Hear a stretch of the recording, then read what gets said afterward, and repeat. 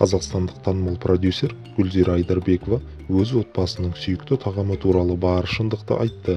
Қайрат Нұртастың анасы қалың көпшілікке жанұясы жақсы көретін асты қалай дайындалатынын көрсетіп түсіндірді. Гүлзира Айдарбекова Instagram желісінде тамақ әзірлеу шеберлігін паш етіп, қалың көпшілікті тәнті етті.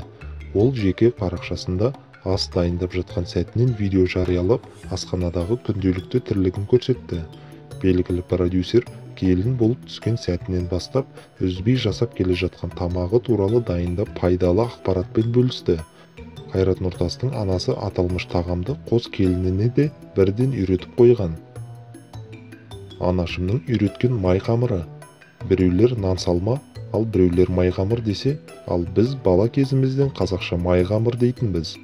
Келін болып түскен кезден бастап қолдан ыстық нан жауып, осы дәмдерін жасап келемін. Екі келінім де үзбей дәмді етіп жасап, қолдан нан жабады.